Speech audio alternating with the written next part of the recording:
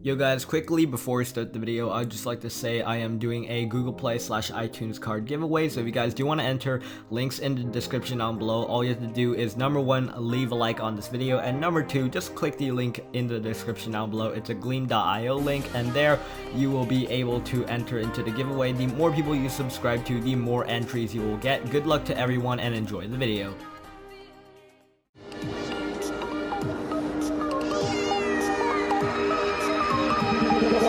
Tell me like a Hellcat.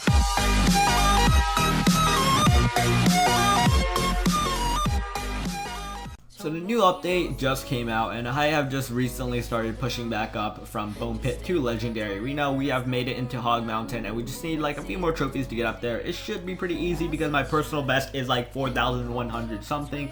So I should be there in like the next month, I guess, or next few weeks. I don't really like try to push a lot, but you know, I'll just play passively, I guess. So legend trophies, they also made a change to that. I guess they no longer accumulate, is what they're trying to tell us. So maybe they'll like reset after every season, but I did get like 3,000 legend trophies, and I really don't want to see those go to waste. So if any of you are still stuck in Hog Mountain, this deck might actually help you push up. It's the Lava Hound, Miner, Skeleton Army, Tombstone, Zap, Minions, Mega Minion, and Fireball. So I have used this deck in numerous occasions, and it's worked really well for me. The only downside of this deck is you can get countered really easily with a Hog Cycle deck if you drop your Lava Hound in the back. So just be aware of what cards your opponents have, but still overall this is a really good deck to push with. And one more thing guys, the meta does shift once in a while, so just be sure to change decks if you're watching this at a later time. So I'm just going to Fireball all of that out, and that is going to be his entire push shut down. So the Fireball really works well with the Lava Hound, because in case if the Lava Hound push fails and they got like a huge push on their side, you can easily just Fireball everything out. And as you guys can see right there, he just wasted a ton of elixir with that Prince, Bomber, and Minion push, and he is going to miss my minions with the arrows, which will let me deploy the Miner, and he has nothing to counter that. He's going to drop a Goblin Gang, but that's not going to be fast enough. My minions already made it to the tower, and that is going to be the 1 crown for me already. So 2 minutes into the game, I already took the 1 crown, so it should be fairly easy right now. I kind of just defend and play passively with the Lava Hound and go for a push whenever I can. So this guy, he's going to get super pissed. I'm just going to BM him a little bit right here. He has the Prince ready, so he's going to drop that in the back. And now I'm just going to get the Tombstone ready. So what I really like about this deck is it has the Tombstone and Skeleton Army. And I see lots of people using the Elite Barbarians. They're still pretty strong. So having the Skeleton Army and Tombstone does work really well on defense, and as you guys can see right there, I got my Lava Hound back up, and I'm just going to have a huge elixir advantage over this guy right now. I'm just constantly pressuring him while still being able to defend against his pushes with that level 12 Bomber. I mean, most of his troops are ground, so we have like 2 air troops, and we got like a really good ground defense. The only problem with this deck is like if you have a Wizard or Executioner on their deck, you probably might be fucked, but still you do have the Mega Minion, and we're just going to counter his Goblin Gang with the Skeleton Army. It's a really great counter. I mean, you just surround the Goblin Gang and you do end up countering everything right here. He's going to drop an Ice Wizard on defense right here, but it's not going to be enough. I already have the Lava Hound down, and it's going to completely take out that tower. We're going to drop the Tombstone to draw those Elite Barbarians in, and he is going to end up arrowing my Skeleton Army once I drop it right here, or not. He's actually going to arrow the Lava Hound, so that is going to be the end of his Elite Barbarian push. And my Lava Hound and Mega Minion, they're still going to take the 1 crown on him right here, so let's just drop one more Miner, and this should be game. And the time this deck was actually created is when the Elite Barbarians first got a buff, and they were super overpowered back then. Their use rates went up to 50%, so like 50% in all decks had Elite Barbarians in them, which is completely insane. And this deck, it completely countered them, even though they were super overpowered, especially with the Skeleton Army and the Tombstone, the Minions, and Mega Minions. So it was definitely a really good counter to the Elite Barbarians back then. But I don't know how this deck might work out in the future. I mean, the meta does shift, so you guys just have to be aware of what cards you put in, or maybe like switch it up a little. If a card gets nerfed, you can replace that with something else, but mainly it's just based around the Lava Hound and the Miner.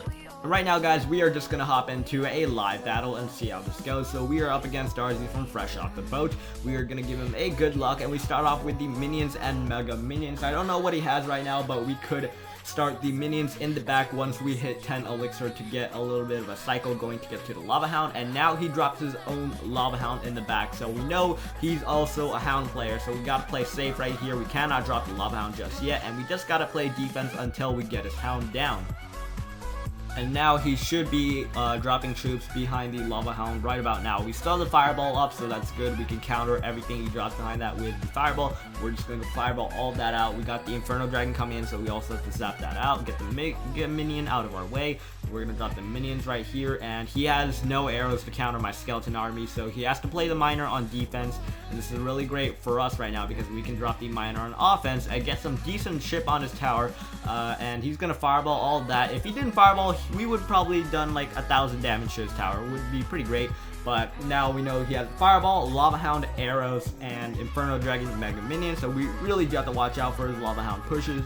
And we can't just go for a straight up Lava Hound push of our own because he does have like the same amount of elixir at us. And he also has the balloon as well. So I think we pretty much guessed his whole deck right now. That Mega Minion should be able to counter the balloon. I don't think I really need the zap. And that was just perfect. The balloon was 1 second away from my tower. And now we just countered a 7 or 8 elixir push for only 3, so that is going to give us a huge elixir lead, and that is also going to let us drop the Lava Hound in the back. So we got a huge elixir advantage. We're going to go in for the 1 crown push right here on the right side lane. So the Lava Hound's going to come in. He's going to drop his own Lava Hound in the back to play on defense and kind of tank my minions for a while, but that's not going to be enough. I have the Mega Minion as well. It should be in my cycle next. He has the Inferno Dragon, so that's the only thing I need to worry about.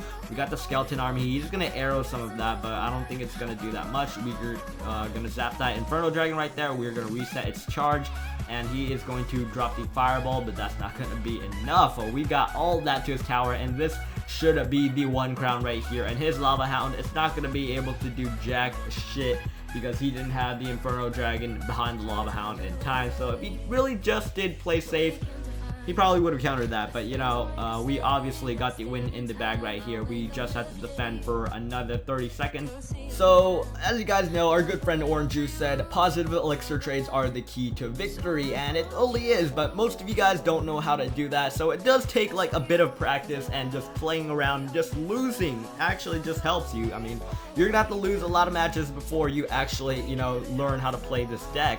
I mean, Clash Royale, it's about losing. You can't escape losing, you can't avoid losing in the game, and that's just how it is. But if you take enough time to practice every day, and if you take enough time to just keep working at it, you'll eventually get this deck, and you will eventually be in Legendary Arena.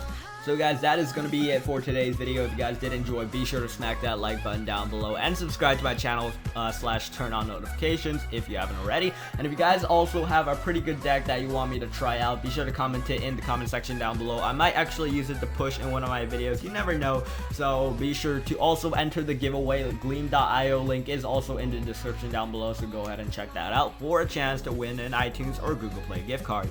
And as always, I'll see you guys in the next Clash Royale video.